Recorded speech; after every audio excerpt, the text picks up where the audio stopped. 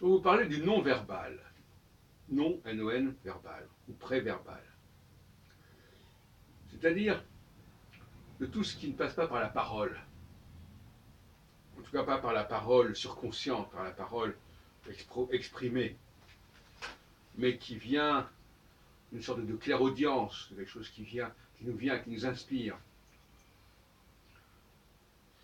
C'est un champ extrêmement large, là, le non-verbal.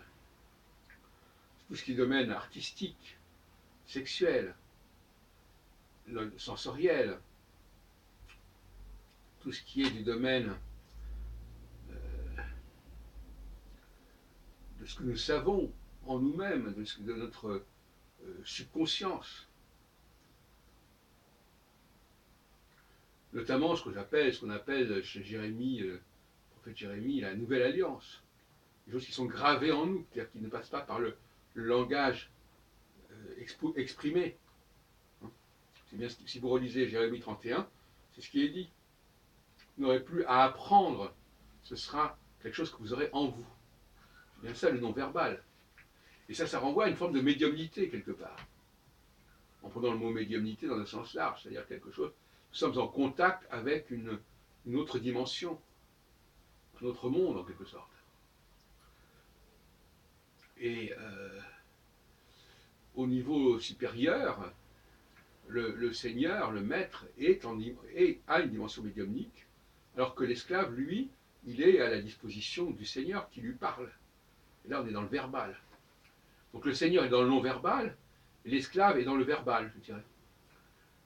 L'inné est le non-verbal, l'acquis est le verbal. Le pouvoir est dans le non-verbal, le savoir est dans le verbal. Et c'est pour cela, d'ailleurs, que je m'intéresse, comme on le sait, aux médiums de toutes sortes, à toutes les formules qui permettent de savoir des choses sur la personne sans que ce soit passé par le verbal. Le kinésiologue, par exemple, il interroge la personne, si on peut dire, en touchant son bras, en touchant ses muscles. Là, on est dans le non-verbal. Il y a une lutte entre le non-verbal et le verbal. Dans les salons du bien-être, il y a d'un côté le non-verbal, c'est-à-dire quelque chose que l'on apprend de l'autre en interrogeant son corps et non pas en lui demandant de parler. Et puis il y a le verbal qui est au contraire la psychothérapie, la psychanalyse, qui passe énormément par le verbe. Et Freud a beaucoup développé le verbal, justement, par opposition au non-verbal, si on peut dire.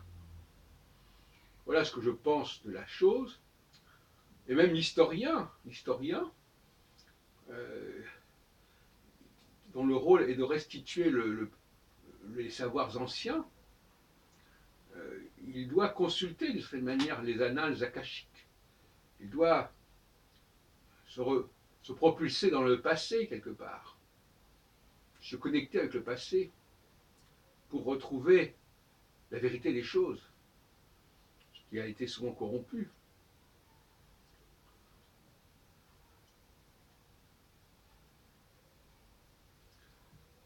Et par conséquent, voyez-vous, je crois que ces notions de verbal et non-verbal ne sont pas suffisamment mises en évidence.